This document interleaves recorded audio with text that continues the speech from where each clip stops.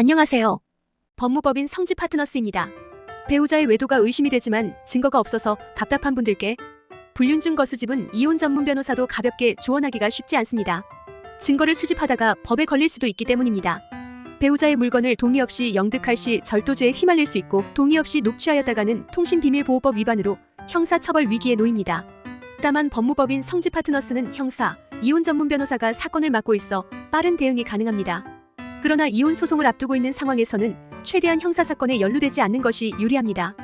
이번 글에서는 합법적이고 배우자의 사생활을 침해하지 않으면서 불륜증거 수집을 빠르게 실행할 수 있는 방법에 대해서 말씀드리려고 합니다. 영수증, 통화내역 수집, 블랙박스 기록 확보하기. 우선 일상생활 중에서 불륜증거 수집을 실행하는 방법에는 영수증, 핸드폰 통화내역, 블랙박스 기록을 확보하는 것이 있습니다. 영수증은 불륜 상대와 모텔, 음식점 등을 방문하였음을 입증하여 줍니다.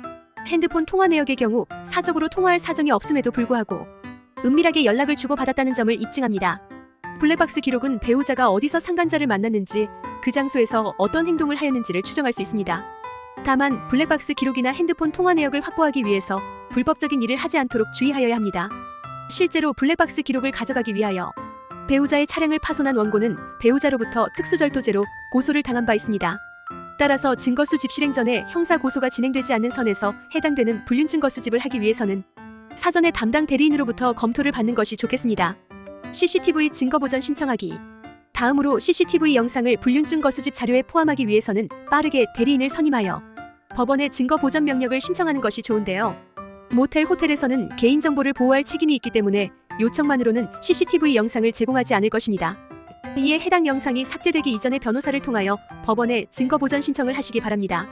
이후 법원이 증거 보전 명령을 할 시 해당 업소는 CCTV 영상을 제공하여야만 합니다.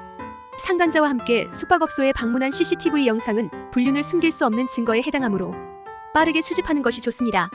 사실조회 신청하기. 또한 상간자의 전화번호를 알고 있을 시에는 통신사에 사실조회를 신청할 수도 있는데요. 대리인에게 상간자의 전화번호를 알려줄 시 대리인은 법원에 사실조회 신청을 하여 전화번호 소유자의 이름과 주소, 6개월간 문자 수발신 내역, 통화시간 등을 확인할 수 있습니다. 특히 카카오톡에서 사실조회 신청이 가능하여 불륜증거 수집 시에 이루어질 수 있는데요. 수발신 로그 기록을 요청하는 내용으로 법원에 사실조회를 신청하면 90일 동안 보관된 수발신 기록을 확보할 수 있습니다. 카카오톡 메시지 내용 자체를 확인할 수는 없지만 메시지를 자주 주고받은 내용만으로 불륜 정황을 입증할 수는 있습니다. 다만 법무법인 성지 파트너스 이혼 전문 변호사는 역량을 발휘하여 불륜 정황을 확실히 입증하여 불륜 관계가 아니라는 입증 책임을 상대와 상간자에게 전이하여 소송을 유리하게 이끌어 나갈 수 있습니다. 불륜 증거 수집이 쉽지 않다면 홀로 고민하기보다는 일찍이 이혼 전문 변호사와 상담하여 그 방법을 강구해 보시기 바랍니다. 다음으로 변호인이 증거 수집을 위하여 빠르게 실행한 내용은 무엇인지 실제 사례를 통하여 확인해 보시기 바랍니다. 직장 상사와 바람핀 아내. 의뢰인은 배우자와 8년간 혼인 생활을 유지하였습니다. 자녀가 학교에 가서 여유가 있음에도 불구하고 아내는 직장을 찾지 않았는데요. 홀로 생계를 책임지는 게 힘들었던 의뢰인은 아내가 취업을 하기를 원하였습니다.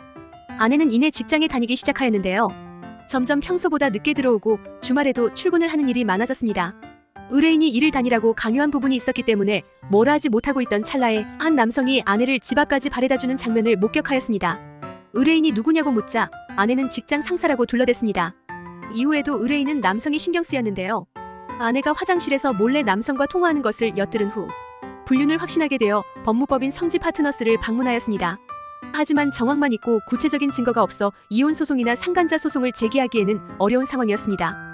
이에 담당 변호인은 불법적이지 않는 선에서 아내의 주변을 조사하는 방법을 조언하였습니다. 그 결과 의뢰인은 아내가 남성과 방문하는 숙박업소를 알아냈습니다. 이후 변호인은 법원에 미리 증거 조사를 해야 할 필요성을 소명하여 해당 숙박업소에 대한 증거 보전 명령을 받아냈습니다. 이후 의뢰인의 의사에 따라 배우자의 부정행위에 따른 이혼 소장을 제출하였습니다. 피고는 의뢰인의 요구에 의하여 직장 생활을 시작하였고 의뢰인이 주장하는 불륜 행위는 없었다고 주장하였습니다. 하지만 대리인이 법원의 숙박업소에서 촬영된 CCTV 영상을 불륜 증거로 제출하여 피고의 주장을 전면 반박하였습니다.